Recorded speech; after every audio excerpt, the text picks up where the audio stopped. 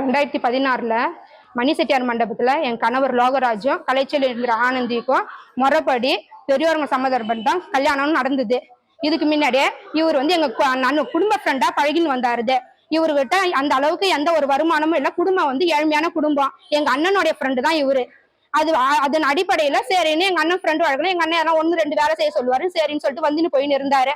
அதுக்கு அடையில சரி நாங்க எதனா ஒரு வேலை 2 வேலை விட்டானா செய்வாரு, இது பண்ணுவாரு. அதுக்கு பிறகு என்னை பிடிச்சிருக்குதுன்னு சொல்லிட்டு எங்க வீட்டுல அவங்க அப்பா அம்மா எல்லாம் பொண்ணு கேட்டாங்க. எங்க வீட்டுல கொடுக்க வேற கேஸ்ட் இருக்கிறதுனால எங்க வீட்டுல கொடுக்கறதுக்கு மறுத்துட்டாங்க. நாங்க கொடுக்க மாட்டேன்னு சொல்லிட்டாங்க. இல்லைன்னா என் புள்ள செத்துருவான்னு சொல்லிட்டு அவங்க அம்மா மல்லிகா, அவங்க தம்பி தீபன் சக்கரவர்த்தி, அவங்க அப்பா ராமலிங்கன்னு சொல்லிட்டு எல்லாருமே வற்புறுத்தினாங்க. வற்புறுத்தின பேர்ல சரின்னு கல்யாணமும் பண்ணிட்டாங்க. மணி செட்டியார் மண்டபத்துல 2016 2/6 அன்னைக்கு கல்யாணமும் நடந்தது.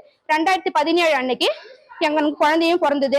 எனக்கு கல்யாண சீதனமா 43 பொன் நகையும் வாஷிங் மிஷின், ஃப்ரிட்ஜு, ஏசி எல்லாமே சீதன பொருள், கட்லி, பீரோ எல்லாமே கொடுத்தாங்க சார்.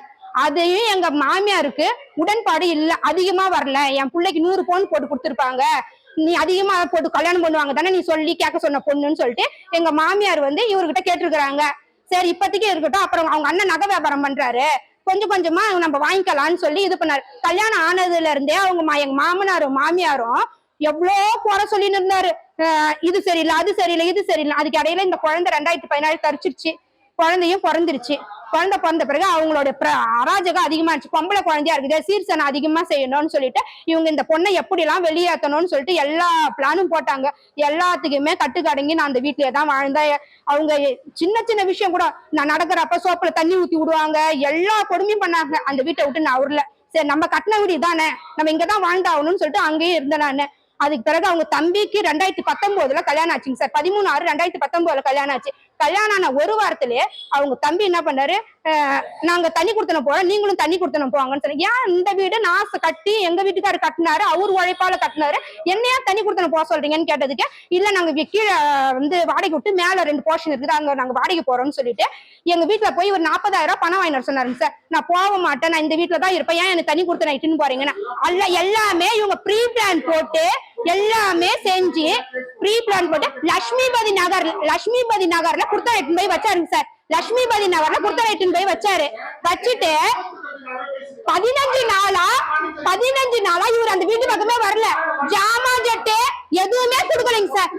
ஜாமா ஜட்டு எதுவுமே கொடுக்காம இவர் அந்த பிள்ளைய பட்னி போட்டு 3வது வருஷம் டைவர்ஸ் கேஸ் கொடுத்துட்டாரு சார். டைவர்ஸ் கேஸ் கொடுத்துட்டு கோர்ட்ல டைவர்ஸ் நடக்குது. டைவர்ஸ் வேணும் சொல்லிட்டு இவன் 10 வருஷமா இந்த பொண்ணு கூட ஒரு இல்லீகல் ஆஃபர் கூட உட்காந்து குடும்பம் நடத்தினு 2 குழந்தை அழிஞ்சு போச்சு. 3வது குழந்தை பிறந்திருக்குது. இங்க எல்லாரையும் இன்னைக்கு விசாரிக்கிறப்ப இந்த பொண்ணு கன்சீவா இருக்குன்னு தான் சொல்லி இருந்தாங்க.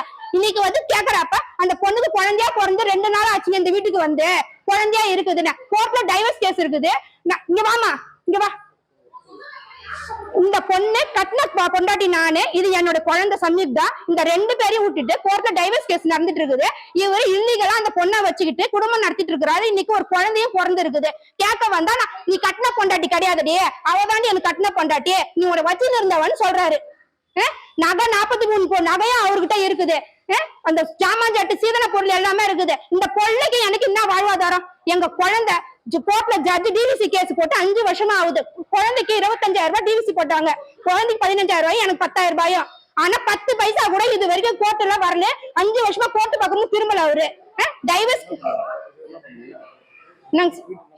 வீட்டை நாங்க கூட்டு போட்டுக்கிறோம் சார். எங்களுக்கு நியாயம் கிடைக்கிற வரைக்கும் நாங்க கூட்டு போட்டுக்கிறோம். வீட்டு உள்ளார அந்த பொண்ணு இருக்குது, இல்லீகல் ஆஃபர் பொண்ணு, அந்த குழந்தையும் இருக்குது.